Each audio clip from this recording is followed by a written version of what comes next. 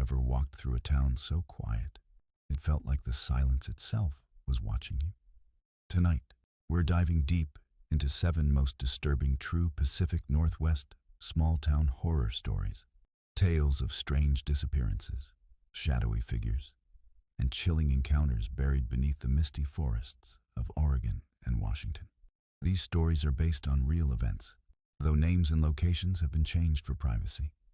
Before we begin, tell me in the comments, where are you watching from, and what time is it right now? And if you're new here, make sure to subscribe and hit the bell icon, because every day we uncover more real-life nightmares that will keep you awake long after the video ends. Now, turn off your lights, put on your headphones, and listen closely, because in the quiet towns of the Pacific Northwest, the forest doesn't just surround you. Sometimes, it follows you home. Let's begin with our first disturbing story.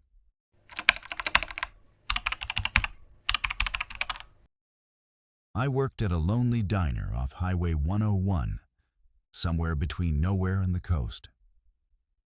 It wasn't much, just a few bar stools, chrome counters, and a neon sign that buzzed louder than the conversations inside.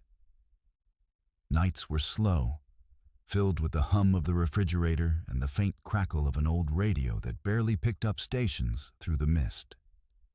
It was one of those nights when time seemed frozen. The air smelled like burnt coffee and rain-soaked asphalt.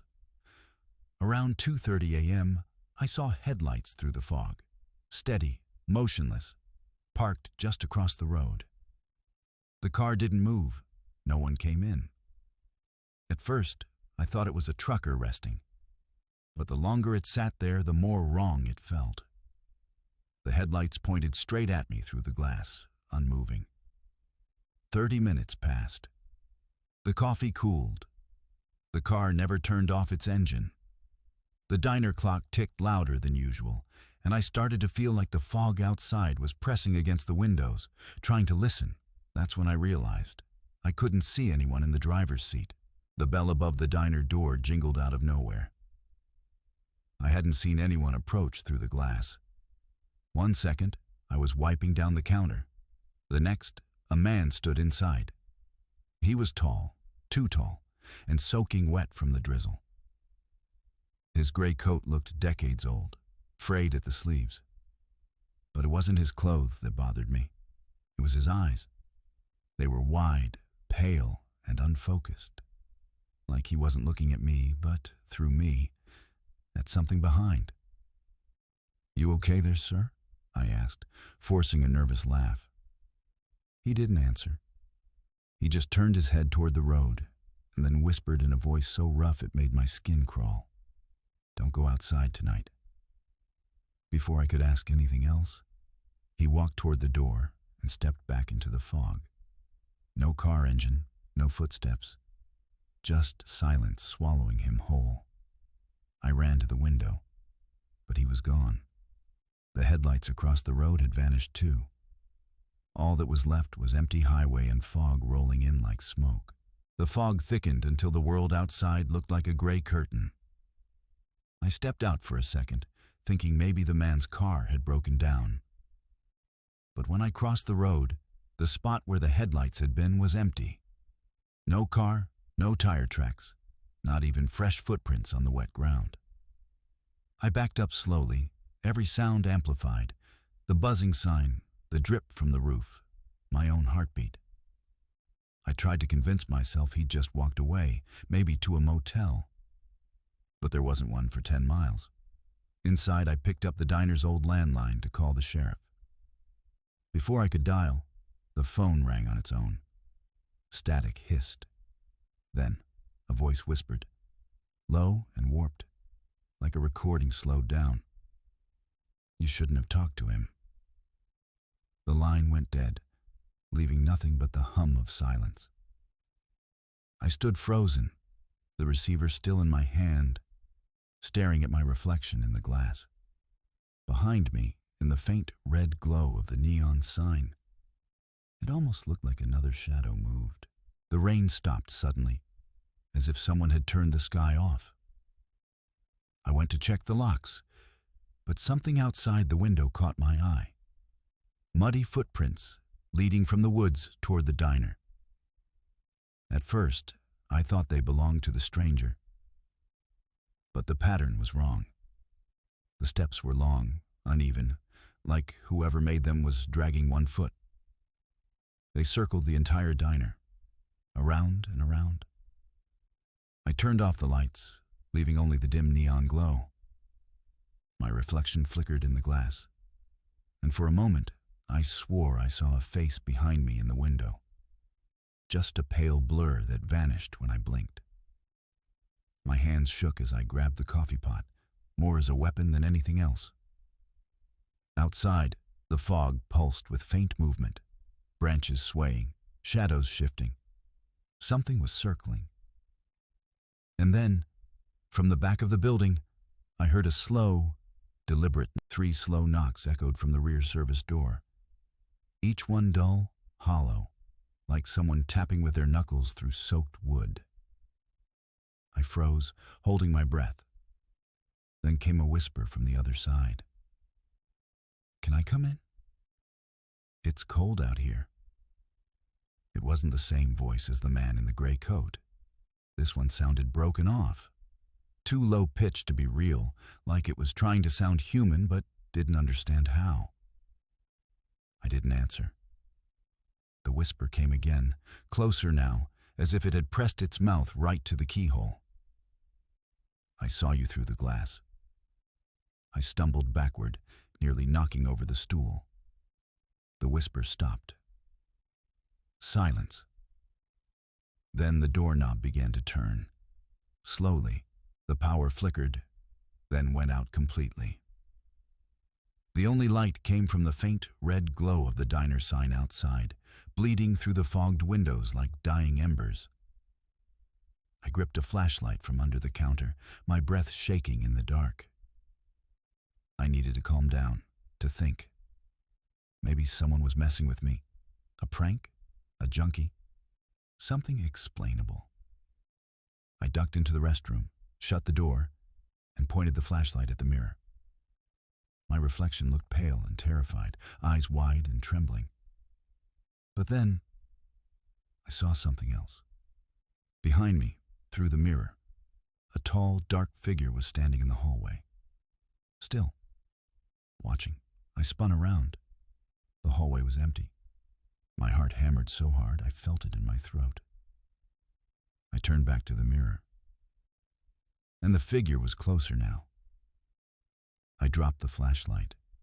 It clattered to the floor, the beam spinning wildly across the walls until it landed on something wet smeared on the mirror glass. A handprint, but the fingers were too long. The diner was silent when I stepped out, except for the faint buzz of the neon sign outside. But I could feel movement, a shift in the air, like someone exhaling behind me, just out of sight. I crept through the kitchen, flashlight trembling in my hand. The back door was still locked, but now muddy streaks ran across it, like hands had been dragging along the surface. Then came the sound I'll never forget. A soft dragging noise, metal scraping across tile. It was coming from behind the counter. I leaned over slowly and saw nothing. Just a coffee pot on the floor, still rocking slightly. But when I turned around, something brushed past me, cold, damp, and heavy. I bolted for the switchboard and flipped every breaker. The light stuttered back to life in bursts, just enough for me to see a shape crouched by the booth near the window. It wasn't human. Its head tilted, slow and deliberate, as if studying me. Then the lights went out again. I didn't think, I just ran. Through the front door, into the thick night fog. My boots splashed against puddles as I sprinted down the empty road, breath burning in my chest. Behind me, the diner door creaked open slowly, as if pushed by something patient. The sound of wet footsteps followed. Steady, unhurried, like it knew I couldn't outrun it. The fog was so dense I could barely see my own hands. The world had shrunk to sound and panic. Every few seconds, I glanced back. Nothing but mist. But then, something moved inside it. A long, thin outline shifting left, right, closer. I veered off the road, down an embankment toward the tree line. My flashlight beam cut through pine trunks and moss, then died completely. I dropped to the dirt, pressing myself flat, listening. The footsteps stopped. For a moment, there was only silence. Then, a whisper, right behind my ear. Still cold out here. I must have blacked out. When I opened my eyes, morning light was filtering weakly through the trees. My clothes were damp, my hands covered in mud. The highway was visible uphill, quiet and empty. I staggered back toward the diner. The neon sign was still buzzing faintly, even in daylight. But when I pushed the door open, the place was spotless. No muddy prints, no broken lights, like the night had never happened. The sheriff arrived after I called. He looked around, listened to my story, and gave me that look people give when they don't believe you, but don't want to say it. "You were probably dreaming," he said. "You've been doing night shifts too long." I almost believed him, until I got to my car. On the inside of my windshield was a single, wet handprint. Long, thin fingers dragging downward. A week later, I quit the diner and left town. I packed fast, drove until the trees thinned out, and didn't look back. I figured whatever happened that night was something I'd never understand. Maybe I didn't want to. But the Pacific Northwest never forgets. 3 nights ago, I was driving along another dark stretch of road, hundreds of miles away. It was late, fog crawling across the asphalt. And there, in the corner of my headlights, stood a man in a long gray coat, facing the woods. As I passed, he turned slowly toward me. His face was blank, but his eyes were pale, wide, and familiar. I looked in the rearview mirror, and he was gone. Only the fog remained. And then, faintly, from the radio that wasn't even on, came a whisper. "You shouldn't have talked to him."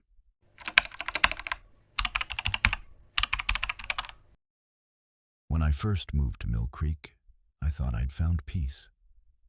After a decade in Seattle's chaos, a quiet cabin surrounded by endless pines felt like therapy. The air smelled of wet moss, and at night the forest hummed with crickets and running water from the nearby creek. The locals said the road was old, one of the first built before the logging industry died out. There were maybe 5 homes in total, each swallowed by trees. My nearest neighbor lived almost a mile away. That kind of isolation was exactly what I wanted. For the first few nights, everything felt perfect. The silence, the smell of cedar, the way fog curled over the grass at dawn. But then, late one night, I heard something strange. A tapping sound from under the floorboards. Light, consistent, almost like knuckles. At first, I thought it was an animal. But when I stomped once on the floor to scare it off, the tapping stopped. Then it tapped back, 3 times. The next morning, I decided to check the crawl space. The opening was small, just enough to squeeze through. I brought a flashlight and crouched down, expecting to find a raccoon or maybe a leak. But the dirt floor was untouched. No prints, no signs of digging. Only a faint smell of mold and something else, metallic, almost like rusted iron. As I turned to crawl back out, the beam of my flashlight flicked across something near the back wall. Old wooden boards, nailed unevenly over a section of dirt. Someone had sealed something beneath the house. I felt a pulse of unease. The air felt heavier. I touched the boards. They were cold, damp. The smell got stronger. That's when I heard it again. 3 taps, from beneath the boards this time. I froze, heart pounding, listening. The sound came again, slower, deliberate, like something trying to signal. Tap, pause, tap, tap. That night, I couldn't sleep. Every creak of the cabin sounded like movement beneath me. Around midnight, I gave up and started looking through the storage closet, hoping to distract myself. That's where I found it. An old leather-bound journal wedged behind a loose board. The first page was dated 1963. It belonged to a woman named Eleanor Pierce. She'd lived in the cabin with her husband after moving from Portland. Most entries were simple, weather notes, garden updates, until one entry caught my attention. The tapping came again last night.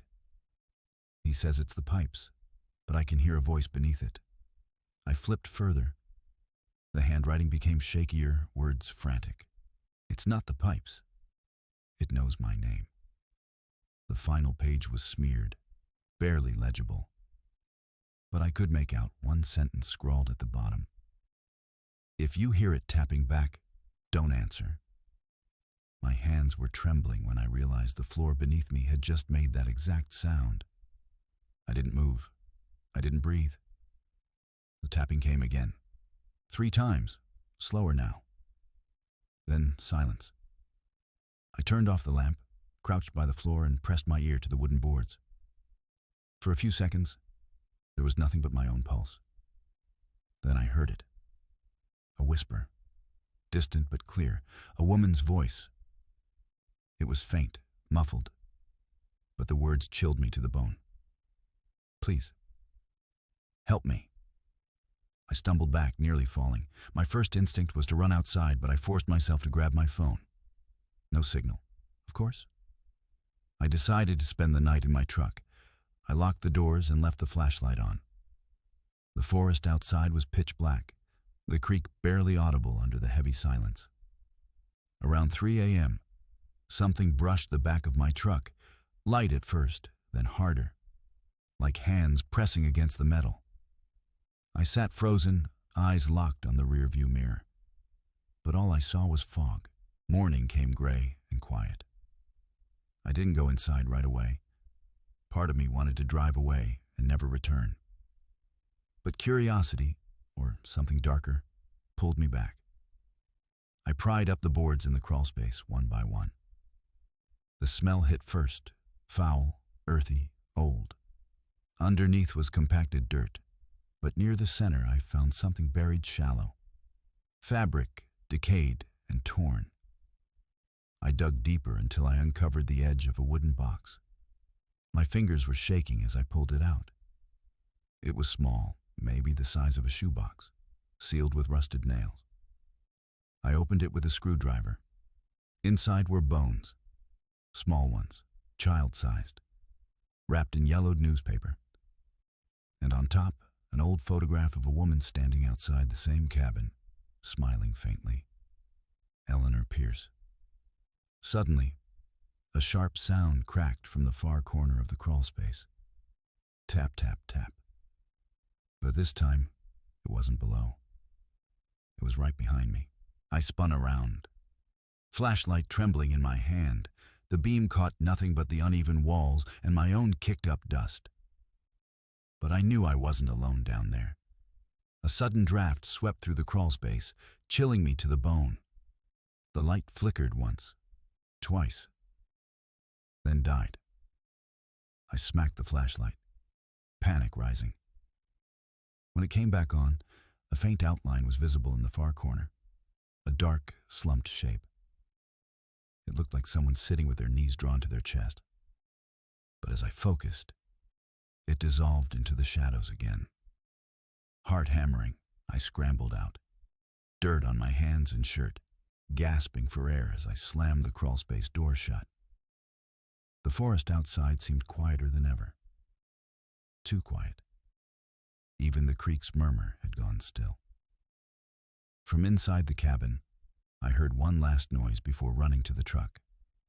A single sharp knock from the floorboards. Then a whisper. faint but unmistakable. Don't leave me here again. I didn't return for 2 days. I booked a cheap motel 20 miles away and tried to forget. But the dreams followed. The tapping, the whispering, the sound of fingernails scratching wood. On the 3rd night, I jolted awake from one of those dreams to find something impossible. Dirt under my fingernails. I hadn't been near the cabin. The next morning I drove back, convinced I'd end this once and for all. As I parked, I saw something new. The crawl space door was open. It was like someone, or something, had been waiting. I stepped inside. The air was damp and heavy. The journal still sat on the table, its final page smeared darker now, like fresh ink had bled through overnight. And there, etched into the wooden floor, were new words carved by something sharp. You found her. Now stay. That was when every window in the cabin slammed shut at once. I tried the door, jammed. My breath came in sharp bursts as I scanned the room for another exit. Then I saw the floor moving. The boards were shifting, as if something underneath was crawling. The center of the floor began to bulge upward. Dust poured out between the cracks. Then from the gap, a small, dirt-caked hand reached through. I stumbled backward in horror as another hand followed, then part of a face. A woman's pale, sunken features, lips trembling like she was mouthing silent words. It was Eleanor, or what was left of her. Her head tilted upward toward me, one hollow eye socket and one clouded eye glistening in the dim light. She opened her mouth, and a rush of air escaped, like a long, trapped breath finally released. Then she whispered again. You shouldn't have dug her up. The lights went out. I woke up outside. The cabin behind me was burning. Flames devoured the wooden frame, painting the trees in orange light. My head throbbed, my clothes reeked of smoke, but I had no memory of how I'd escaped. I backed away, trembling. As I watched, I thought I saw her, Eleanor, standing inside the fire. She wasn't screaming. She was smiling. The fire spread fast, and within minutes, the entire structure collapsed. When the sheriff's department came later, they said it looked accidental, faulty wiring or an old furnace. No sign of foul play. But when I checked my truck, there was something waiting on the passenger seat. The journal. Its pages were untouched by the fire. The last line now read, "The creek runs red again." She's still here. It's been months since I left Mill Creek Road. I've tried to rebuild my life, but every night I still hear that faint tapping. Even in my new apartment miles away. Sometimes, when I walk by running water, I see ripples forming without wind. Once, I even thought I saw her reflection, a pale face looking up from beneath the surface. I tried throwing the journal away, burning it, even burying it by the river. It always finds its way back. Yesterday, it appeared again on my kitchen table, damp and muddy, open to a new page. You took her bones. Now she follows, and tonight, as I write this, I can hear it again. The slow, patient rhythm. Tap, pause, tap, tap. It's coming from under the floor.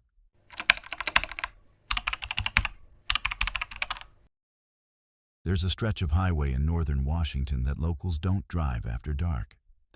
It's not even listed on GPS anymore, just a broken line that fades into the mountains. I only found it because I got lost one night driving from Aberdeen to Forks. A heavy fog had rolled in, the kind that swallows your headlights whole. My phone had no signal, and the radio only produced static that occasionally hummed like a distant voice trying to tune in. The road signs were old, coated in rust. One of them read, "Welcome to Darrington Hollow, population 214, but as I drove through the town, every house I passed was abandoned. Windows boarded, mailboxes rusted shut. I should have turned around. But the road behind me had disappeared into the mist. I couldn't even see my own tire tracks anymore. Then I saw it, a single street light flickering through the fog, and beneath it, a figure standing perfectly still in the middle of the road. It didn't move when I honked, didn't flinch, just stared. I stopped the car about 50 feet away. The figure was tall, thin, its face obscured by fog. My headlights made the mist shimmer, distorting its outline like heat rising off asphalt. I blinked, and it was gone. My heart pounded as I slowly rolled forward. No footprints, no sound, just fog curling around the car like smoke. Then, out of nowhere, a flickering neon sign emerged ahead. Darrington Gas and Market. I pulled in, desperate for light, for signs of life. The place looked half collapsed, one pump still upright, the others toppled and overgrown with weeds. But the sign was on. Inside, the air smelled like mildew and old gasoline. Dust floated in the beam of my flashlight. I called out, "Hello?" No answer. Then I saw movement behind the counter. A man, or what looked like one. His head jerked toward me with a slow, unnatural motion. His eyes were completely black. He smiled. "You shouldn't be here after dark," he said. And then, before I could respond, the power cut out, plunging everything into total darkness. My flashlight sputtered, the beam narrowing to a trembling cone of light. I aimed it where the man had been. He was gone. Something clattered behind me, a can rolling across the floor. I turned, breath freezing in my throat. Nothing, just fog seeping in through the open door like a living thing. Then came a sound I'll never forget. A long, distant siren. Not from any police car or ambulance. It was low, droning, almost like a foghorn, but broken and uneven, as if something alive was mimicking it. The air pressure dropped. My ears popped. And somewhere in that fog outside, I heard footsteps. Slow, deliberate, circling the gas station. The siren grew louder, closer, vibrating through the glass windows until one of them cracked. That's when I ran. Out the back door, across the wet gravel, not caring where I ended up. I just knew something was moving in the fog with me. And it wasn't human. I ran until my lungs burned. The fog was so dense, I could barely see my hands in front of me. The road curved sharply and led to an old wooden bridge spanning a black river below. It creaked with every step I took. Halfway across, I heard another footstep behind me, perfectly in sync with mine, then another. I froze. The sound stopped. The siren had gone silent now. The only noise was the river below and my heartbeat thundering in my ears. I turned slowly, and there it was again. The same tall figure from before, standing at the far end of the bridge. No face, no movement, just watching. I tried to speak, but no words came. I took one hesitant step backward, and the bridge moaned like it might collapse. The fog thickened around the figure until it disappeared again. But somehow, I knew it was still there, closer than before. I stumbled off the bridge, desperate to put distance between me and whatever that thing was. The fog grew even thicker, clinging to my skin like cold breath. Every sound was amplified, the crunch of gravel, the wind weaving through the trees. Then I realized something impossible. The trees were whispering, not the wind, actual whispers. Dozens of faint voices overlapping, murmuring in a language I didn't understand. I stopped and listened, frozen. One of the whispers rose above the rest. "Turn around," My entire body stiffened. I turned slowly, flashlight trembling in my hand. The fog shifted, revealing something between the trees, dozens of human-like shapes, motionless, watching me. Their faces pale and stretched, like they'd been carved from wax. I took a step back, and every one of them tilted their heads in unison. That's when I ran, sprinting blind through the fog, the whispers chasing me like a living storm. After what felt like hours, I burst through the tree line and saw a building. An old wooden church, its cross snapped in half, windows shattered. It was the only structure not completely consumed by the fog. I pushed the door open. The hinges screamed. Inside, the pews were overturned, and the air smelled like rot and salt water. Candles lined the altar, their flames flickering even though there was no wind. On the pulpit lay a torn page from a Bible, and scrawled over it in red ink were the words, "It breathes for us." I didn't understand. Then the floorboards shifted beneath my feet, like something massive was moving under the church. The candles flickered violently. I aimed my flashlight toward the altar and saw wet footprints leading away from it, trailing toward the door I had just entered from. They stopped right behind me. Before I could turn, an icy hand gripped my shoulder. I spun around, but no one was there.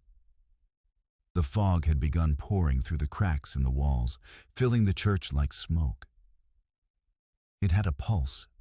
I could feel it, the air vibrating softly, almost breathing. I stumbled backward as silhouettes began forming in the fog, faces pressing against the swirling gray. They weren't solid, just fragments, eyes, and mouths half-formed in the mist. They spoke in whispers that grew into a unified voice, hundreds of them chanting softly, "Stay, stay, stay." I bolted toward the door, but the wood slammed shut on its own. The fog thickened, rising past my knees, my chest. I couldn't breathe. Through the haze, I saw that tall figure again, standing at the altar. Its head tilted, and then its mouth, or what looked like one, opened impossibly wide. The chanting stopped. I don't know how I got out. The next thing I remember, I was crawling through the mud outside, coughing up fog like it had entered my lungs. The church behind me was silent. Too silent. I staggered toward my car, half expecting it to be gone. But there it was, headlights faintly glowing through the mist. I jumped in, hands shaking, slammed the door, and turned the key. The engine screamed, but didn't start. In the rearview mirror, I saw movement. The fog behind me was coalescing, swirling like a tornado, forming that same tall silhouette, only now it was closer. I hit the gas again, and the car roared to life. Tires spun against the wet road as I tore down the highway, eyes fixed on the white line ahead.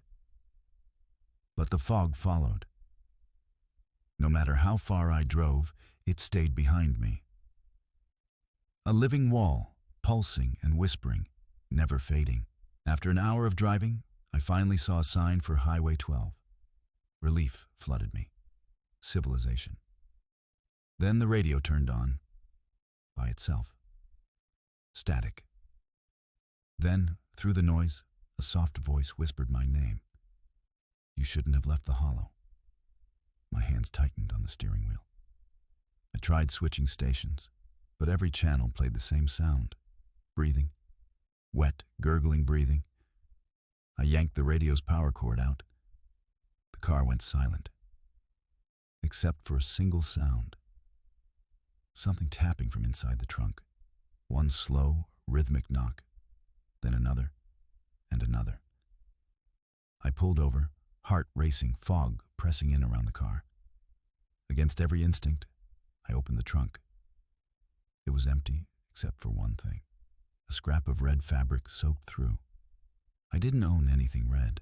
It's been weeks since that night. I told myself it was just exhaustion, fog hallucinations, or stress.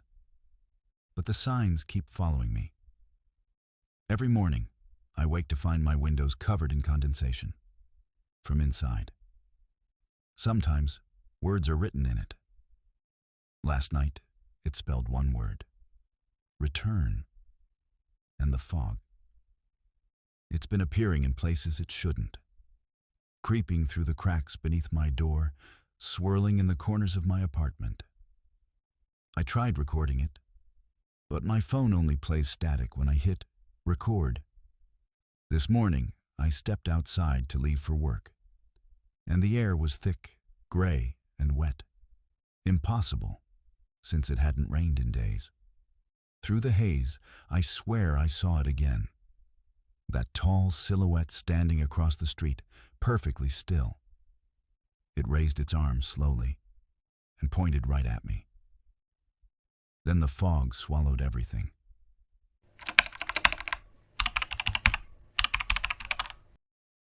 I grew up near a place called Merrow Lake, deep in the Washington backcountry. The locals said it was cursed. The lake keeps what it takes. I never believed that. Until the night my cousin Sam disappeared. We'd gone camping there with a few friends, looking for a quiet weekend. The lake was calm, mirror still, surrounded by pines so thick they blocked the stars.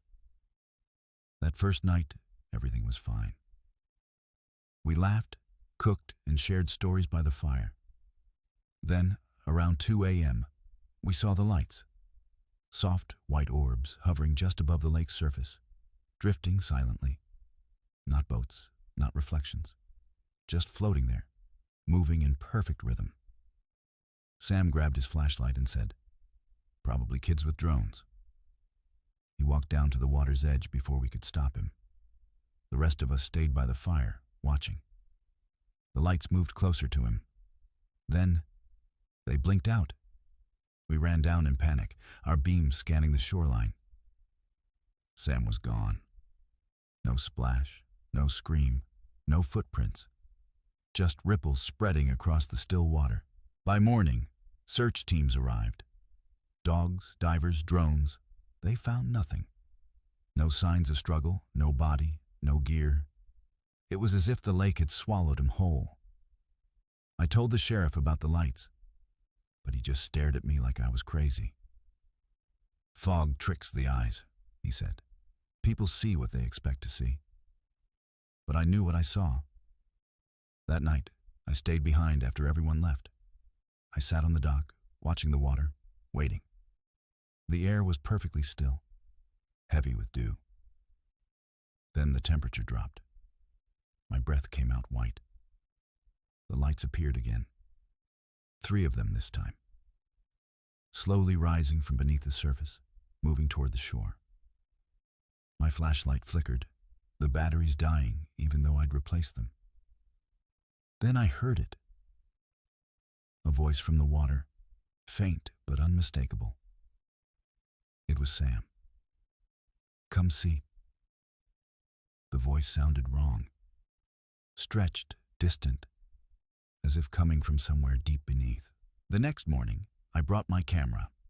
I had to prove I wasn't losing it. I set it on a tripod facing the water and waited for nightfall. Hours passed. Then, movement. The same lights rose again, drifting like they were alive. I pressed record, zooming in. Through the lens, I noticed something strange. The orbs weren't glowing randomly. They pulsed in sequence, like a pattern. Morse code, maybe. Then the camera screen glitched, the image distorted into static. I hit stop, but the buttons were unresponsive. The screen froze. I turned it off manually and checked the playback. The footage showed nothing but darkness, until the last 2 seconds. A face, not human, pale, wet, eyes like drowned glass, staring directly into the lens from beneath the water. I dropped the camera and stumbled back. The lake was still again, the lights gone, but I could still hear faint dripping behind me. Something was standing on the dock. When I turned, the dock was empty, boards were wet, footprints leading toward where I stood. I shined my flashlight at the water. For a second, I saw my reflection, and then another beside it. Sam. He was smiling, eyes wide, water dripping from his hair. He mouthed something. I couldn't hear, but it looked like, "Come back." I stumbled backward, tripping over my gear. When I looked again, his reflection was gone. Only mine remained, but distorted, rippling as though someone else was still moving beneath me. I grabbed the camera, packed up, and left that night, vowing never to return. But the next morning, when I played the recording again, something new had appeared. After the static, faint voices whispered in the background. One of them was mine, the other was Sam's, and we were both laughing. Weeks passed. The police called off the search. My friends moved on, but I couldn't. I couldn't sleep. Every night, I dreamed of lights under dark water. One night, I woke to find my bedroom filled with fog. Cold, wet fog that smelled like the lake. When I checked the window, condensation had formed on the glass. Someone had written a word with their finger. Tonight. I packed my gear and drove back. The lake was waiting, calm and silver under the moon. As I approached, I saw the orbs rise again. But this time there were dozens, spinning slowly in a perfect circle, as if welcoming me back.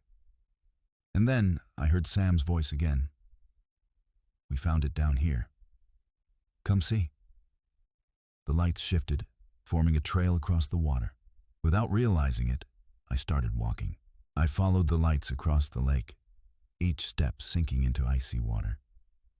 The orbs hovered just above the surface, pulsing softly, guiding me toward the center. My flashlight flickered and died. I was alone, with nothing but the sound of my boots splashing and the hum of the lights. Then the water shifted. Not waves, a massive shape moved beneath me. Dark, smooth, impossible to define. The lights reflected off it, revealing long limbs and a head too large for a human. I froze. My heart pounded as the orbs lowered until they hovered just inches above the surface. The figure reached up, breaking the water. Its face, pale, drowned, smiling, was unmistakable. Sam, or what had become of him. I wanted to scream, but couldn't.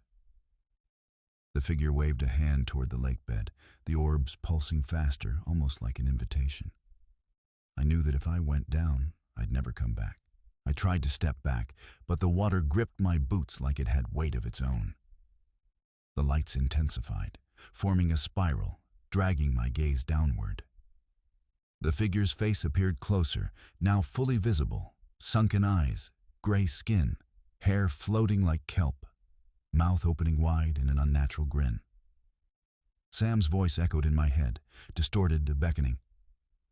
"Come, it's warm. We're waiting." I stumbled, thrashing to escape, but my legs felt heavy as if rooted to the lake bed. The fog rose, searing cold. My breath formed clouds of panic. I closed my eyes, fought the pull, and managed to tear myself backward toward the shore. The water around me hissed, almost angrily. When I finally reached solid ground, I collapsed, shivering, heart racing. The orbs hovered above the water's center, spinning faster, then suddenly vanished. The lake returned to its mirror-calm state. But I knew it wasn't gone. Exhausted, I noticed a small cabin on the lake's far shore, barely visible through the fog. Its windows glowed faintly, warm and inviting. I staggered inside. The air smelled of damp wood and smoke. A fire crackled in the hearth, though I was certain no one had been there. On the table lay a wet journal. Sam's handwriting was inside. Every page described the lights, the orbs, and instructions to join them. I felt a chill. On the last page, A sketch showed figures rising from the lake, dragging a terrified person down beneath the surface. Below it was a note in thick red ink. "One day, it will take you too." Suddenly, the door slammed. The lights outside the cabin flickered. The orbs were back, circling in the fog, waiting. I realized I couldn't stay. The lake wanted me. I ran back toward the dock. The fog had grown thick, oppressive. The orbs moved faster, closing the distance. I could hear whispers again, soft at first, then louder. "Come back! Join us!" Branches whipped my face. My boots slipped on wet moss. The water lapped higher, as if trying to pull me in. I dove into my canoe, heart hammering. Paddling frantically, I glanced back. Dozens of orbs rose from the lake, forming shapes that resembled people, faces pale and wet, mouths frozen in smiles. The lake seemed alive, guiding them, driving them forward. Each stroke forward was a struggle. I could feel a presence behind me, heavy, waiting for me to tire. Finally, the far shore appeared. I pulled the canoe up and ran into the forest, not daring to look back. The whispers lingered, growing fainter, but never fully gone. Weeks later, I'm back in town, safe, or at least that's what I tell myself. I can't forget Marrow Lake. I see the fog in my dreams. I hear whispers in quiet rooms. Sometimes, I drive past lakes far from home and swear I see the faint glow of the lights. My friends laugh when I tell them, but I know. Sam is gone, and the lake is still waiting. And tonight, as I write this, there's a soft glow outside my window. 3 orbs, drifting lazily, pulsing softly, waiting. I shouldn't look. I know I shouldn't, but I can't help it. Come, join us.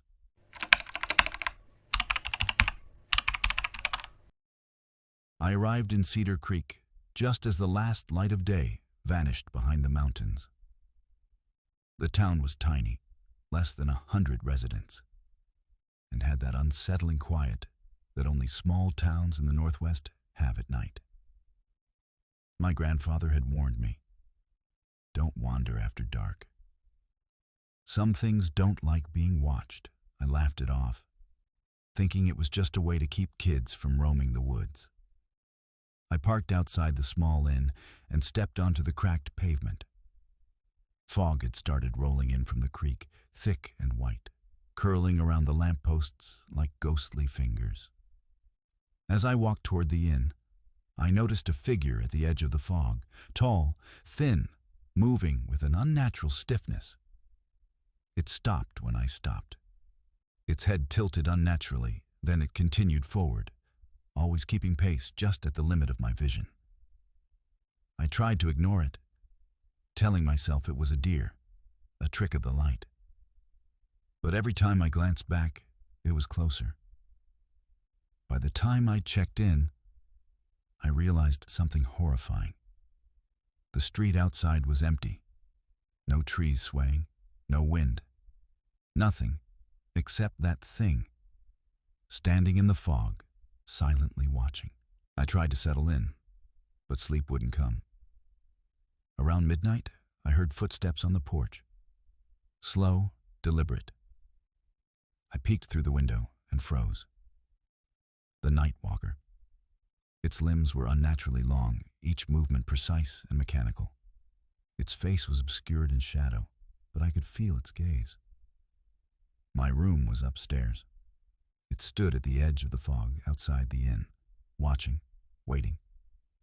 I told myself it would leave, that maybe it was just a drifter passing through. But then the footsteps started inside. Slow, dragging steps, echoing down the hallway of the inn. My door rattled. I grabbed the fire extinguisher beside the bed. Every instinct screamed to run, but I was paralyzed by fear. The sound stopped suddenly, replaced by a low, guttural hum, vibrating through the wooden floorboards. I realized it wasn't outside anymore. I bolted down the stairs, heart hammering, extinguisher in hand. The front door wouldn't budge, like someone was holding it from outside. The fog swirled aggressively, obscuring everything beyond the windows. Then I heard it. A whisper, dry and hoarse, coming from everywhere at once. You can't hide. The lights flickered. My cell phone was dead. I looked back and caught a glimpse of it, taller than a man, leaning unnaturally, limbs bending in ways that shouldn't be possible. I ran toward the kitchen door, slammed it open, and the fog swallowed me whole. My boots slipped in wet mud outside. I sprinted blindly, trying to find the main road. Branches whipped against my face. The night walker moved silently, keeping pace without breaking the fog. I realized something terrifying. It knew the terrain better than I did. Every path I chose, it was there. Waiting. Watching. I stumbled into the woods, desperate for shelter. Up ahead, a small, abandoned cabin appeared through the fog. Its windows were dark, the door hanging loosely on its hinges. I ducked inside, trying to catch my breath. The air was cold and damp, smelling of rot and pine. I leaned against the wall, hoping it would hide me. Then I heard it. The night walker outside. Its long, dragging footsteps circled the cabin. The fog pressed against the walls, almost moving like hands trying to reach me. I whispered to myself, trying to rationalize it. It's just some guy playing a prank. But the sound of branches snapping told me otherwise. Suddenly, a window cracked, just a thin line, and I glimpsed it. Head cocked unnaturally, eyes glinting in the faint moonlight. I realized it wasn't waiting for me to leave. It was waiting for me to look away. I crouched behind a crate, heart hammering. The fog grew thicker, curling inside the cabin through every crack. Then I felt it. A cold, wet brush against my shoulder. I spun, nothing, just fog. The whispers came again, low and grinding. You can't run. Panic surged. I bolted toward the door, tripping over the floorboards. Outside, the night walker was gone. Or so I thought. I ran blindly into the trees, branches tearing at my clothes. Every step I took, I felt its presence. A dragging weight, unseen but terrifyingly close. I stumbled into a clearing. Moonlight revealed footprints, elongated, impossible, wider than a man's. They led straight toward me. And I realized it wasn't chasing me. It had been leading me. I reached a hollow in the woods. A depression in the ground, filled with thick mist. My boots sank slightly into damp moss. The fog here was unnatural, moving with intent. A low hum began, vibrating through the air. I froze. Shapes emerged, twisted shadows, all stretching toward me, reaching like hands. The night walker appeared at the edge of the hollow. Its limbs bent impossibly. It stepped into the fog, vanishing and reappearing closer each time I blinked. I backed up until my leg hit a tree trunk. The whispers became screams, deafening all around me. Stay. I swung my flashlight. It passed through the figure like light through smoke. It was here, but not fully solid. And then I ran, deeper into the woods, no plan, only survival. I reached a small river. The current was swift, black under the moonlight. My shoes were soaked, mud clinging to every step. I heard it behind me. Footsteps crunching on wet leaves, slower now. The whispers had stopped. Silence pressed in, heavier than the fog. Then I saw it. Reflection on the river's surface. Not mine. The night walker's. It tilted its head, moving unnaturally, limbs bending as if gravity didn't exist for it. I plunged into the river, fighting the current, heart in my throat. When I looked back, the water's surface shimmered. But the reflection stayed. Watching me, exhausted, I reached an old wooden bridge. It groaned under my weight, fog curling around every plank. I stopped halfway, chest heaving, listening. Footsteps approached from the forest, slow, rhythmic. The night walker emerged from the mist, its limbs unnaturally long, bending at impossible angles. It didn't chase. It walked alongside the bridge, keeping pace with me. Every step made the wood creak violently. I realized the bridge itself was alive to its presence, each plank trembling, threatening to break. I ran faster, trying to reach the other side before it could react. Then the fog behind me coalesced into a dark mass. A low, guttural voice echoed, "You can't leave?" I pushed forward. The other side was near. I finally reached the edge of Cedar Creek. The fog thinned. Street lights glowed faintly. But the night walker stopped at the tree line. It tilted its head, watching. No longer moving. No whispers. I looked back once, and the fog twisted, forming hundreds of faint silhouettes, all stretching, bending, watching me silently. I didn't stop running until I reached the highway. The town disappeared behind me, swallowed by fog. I thought I was safe. But at night, when I close my eyes, I can still hear the dragging steps in the distance. It's been weeks. I'm far from Cedar Creek, but the fear hasn't left me. Sometimes, late at night, I hear dragging footsteps outside my window. Sometimes the fog rolls in too early, settling on my lawn, unnaturally thick. I know it's waiting, watching, patient. I warn you, if you ever find yourself near Cedar Creek after dark, do not wander. If you hear the whispers, do not look back. Because the night walker doesn't just stay in Cedar Creek, it remembers. It waits, and it follows. I still see the tree line in my dreams. Every time, its head tilts, watching, unblinking, silent, and hungry.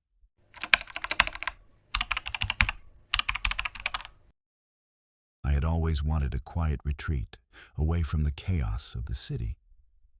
When I found the listing for a cabin on Hollow Hill, it seemed perfect, remote, secluded, surrounded by dense forests. I arrived just before sunset. The road leading up the hill was narrow, overgrown, and littered with fallen leaves. Mist rolled over the trees, curling like fingers. The cabin itself was old, wooden, with a creaking porch and windows darkened by grime.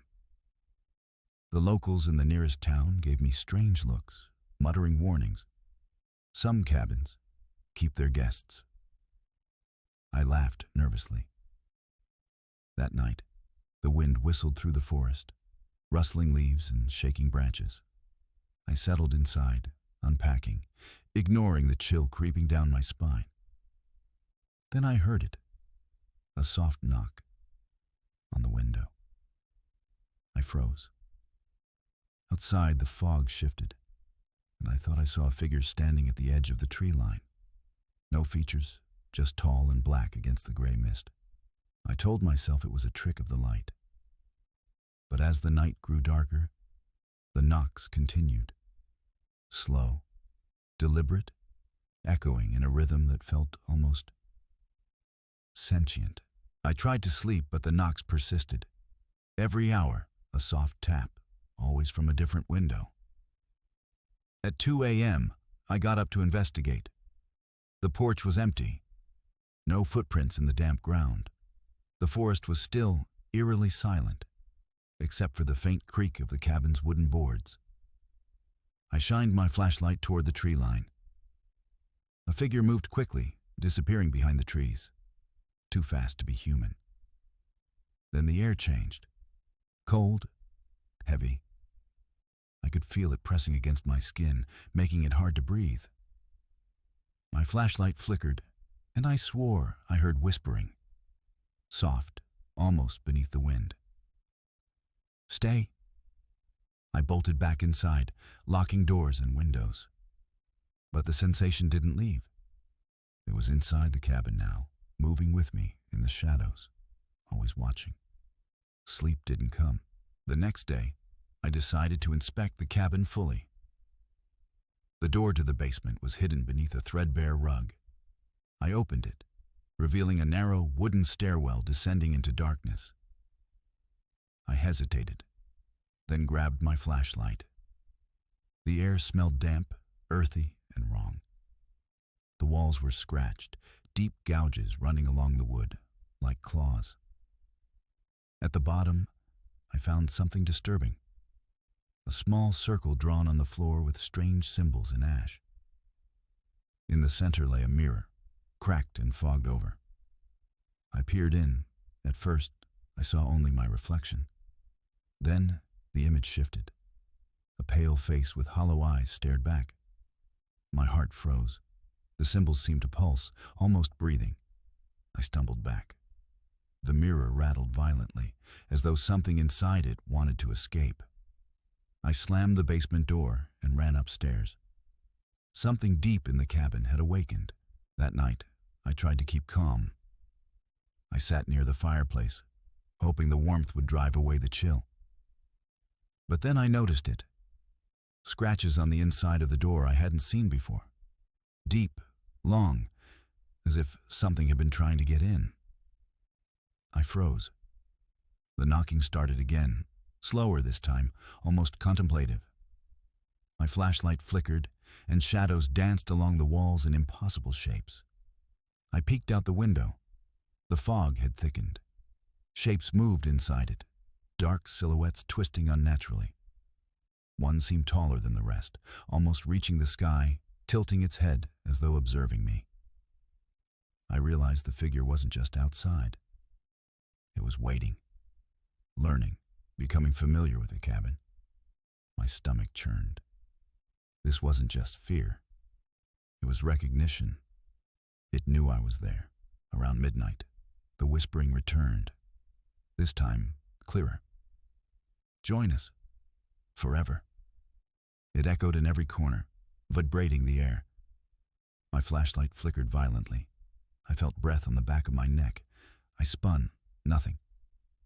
The basement door creaked open by itself. From the crack, a faint pale light glowed, pulsating.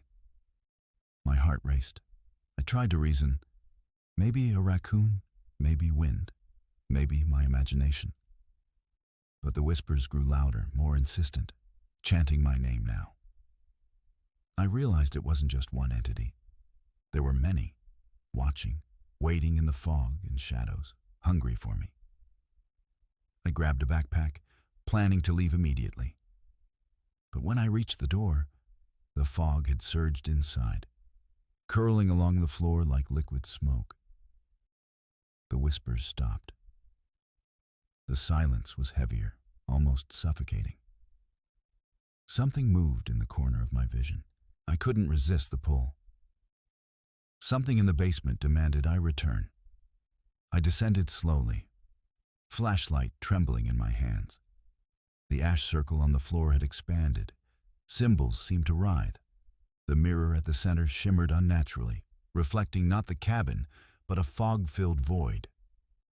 A hand reached through the mirror, pale, elongated, fingers bending backward.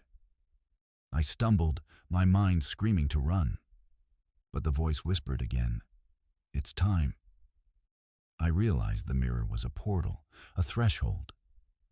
My reflection twisted into something else.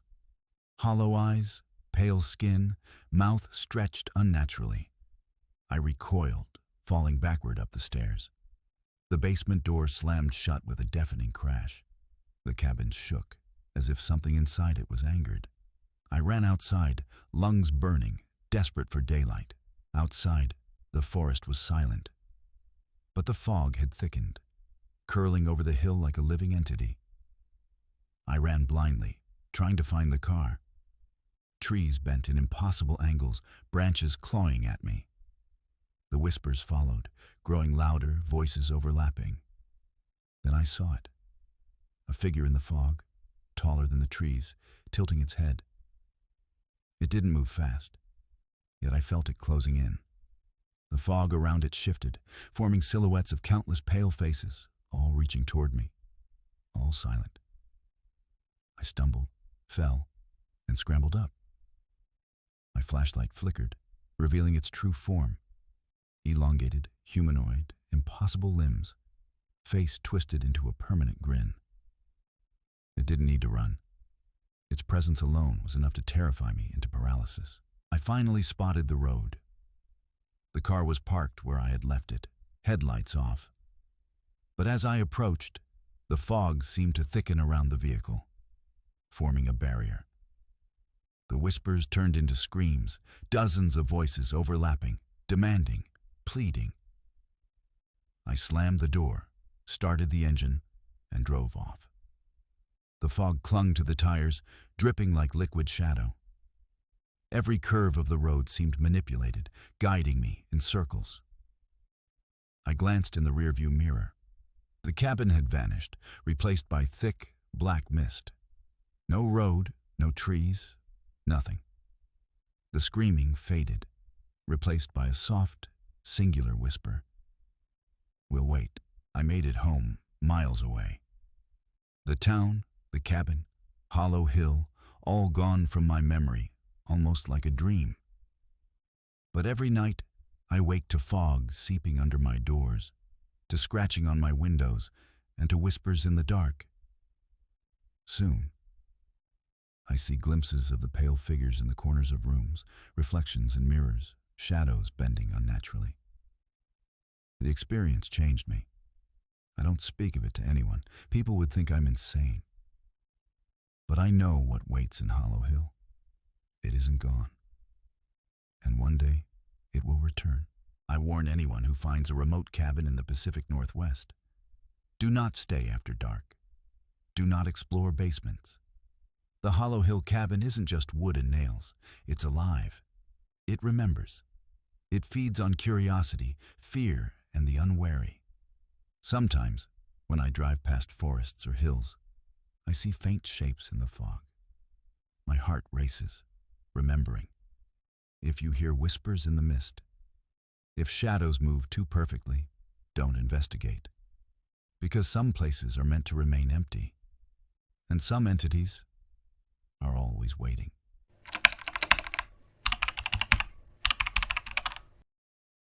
I drove into Ravenwood just as the sun sank behind the mountains, leaving the town draped in purple and gray shadows. The streets were narrow and empty, and the air carried a damp, earthy smell of the nearby forest. I was visiting an old friend who had recently moved there. He had warned me vaguely. Some nights, the town feels alive. I laughed it off, thinking he was exaggerating. But the closer I got to his house, the heavier the air felt, like walking through invisible water. I parked on the cracked asphalt and stepped out. Mist curled between the houses, moving unnaturally, almost alive. The forest loomed on the edge of town, dark and silent. That's when I first noticed it. A shadow standing at the corner of the street, too tall, too still. It didn't move like a human. Its head tilted unnaturally, tracking me as I approached. I blinked, and it was gone. But the unease lingered. Something in Ravenwood didn't like visitors.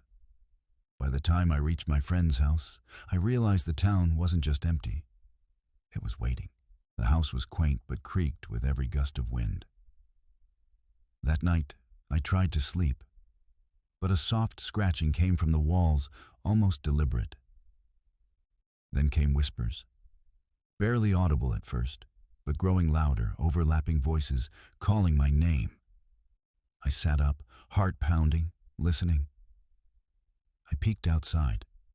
The mist had thickened, curling around the houses and lampposts.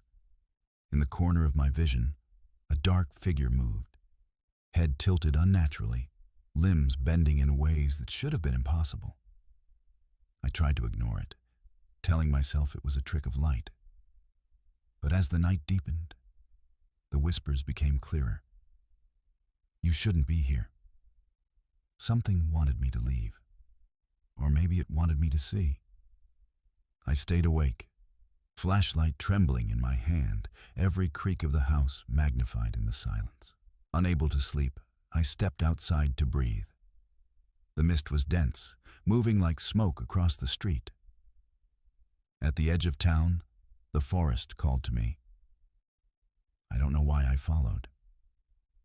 The figure from before appeared, gliding silently between the trees. Branches whipped at my face. The air was unnaturally cold. The figure stayed just at the edge of my vision, always following, never fully revealed. I tried to rationalize. Maybe a drifter, maybe a prank. But the fog, it wasn't natural. It bent, twisted, forming shapes that seemed alive, reaching for me.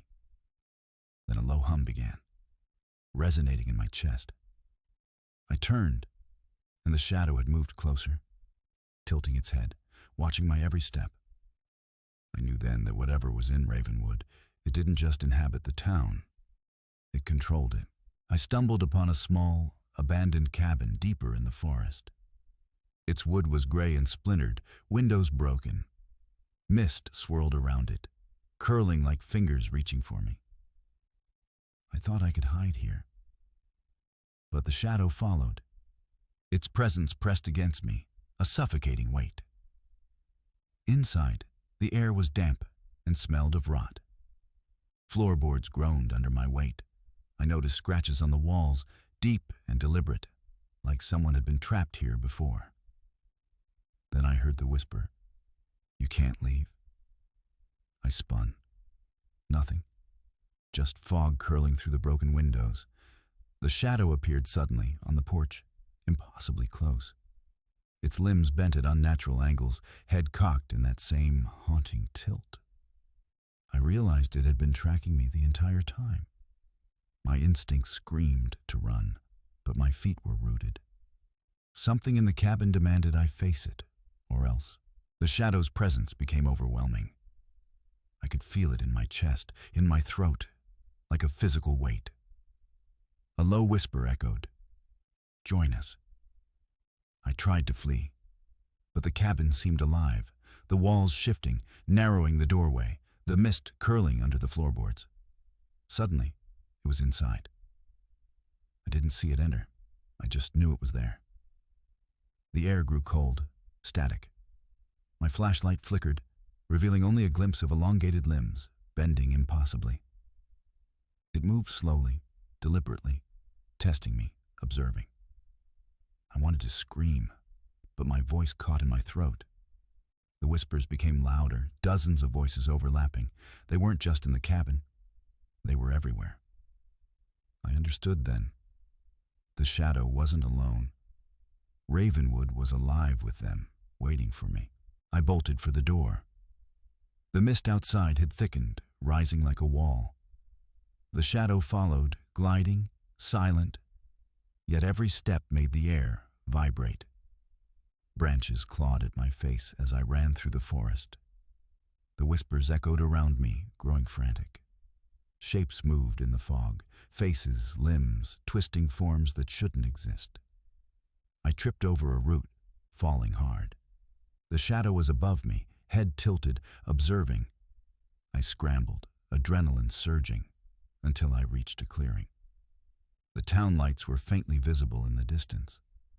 I ran toward them, but the fog seemed to pull me back, holding me in place. Every instinct screamed to keep running. But the shadow was patient. It didn't need to hurry. I reached the edge of Ravenwood. Streetlights glowed weakly. The shadow stopped at the tree line, head tilted, watching. I thought I was safe. Then the whispers began again, this time carried on the wind through the town. "You can never leave." I glanced back. The fog twisted into dozens of shapes, all pale, elongated, stretching unnaturally. The shadow didn't move, but its presence pressed down on me like a weight. I ran faster, heart pounding, until I reached the main road. Even with the lights of civilization ahead, I knew it hadn't given up. I reached the highway and flagged down a passing car. Its headlights cut through the fog, but the mist seemed to follow me. I glanced in the rearview mirror.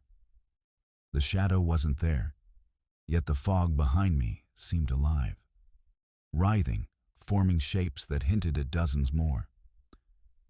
The whispers had turned into low hums, vibrating my chest. My reflection in the rearview mirror flickered. For a second, it wasn't mine. Hollow eyes stared back. I realized the town itself wasn't done with me. Ravenwood had claimed my fear and would follow me anywhere. I made it home, but the feeling never left. At night, I hear whispers outside my window. Shadows bend unnaturally. Mist sometimes curls around my lawn, thick and black. I warn anyone who thinks small towns in the Pacific Northwest are quiet and safe. Some places remember, some shadows wait. Ravenwood isn't just a town, it's alive, watching, patient. If you ever drive through Ravenwood or towns like it, heed this warning. Do not linger. Do not explore. Do not look into the fog, because the shadows are always there, waiting, watching, and they will follow you home. I still see it in my dreams.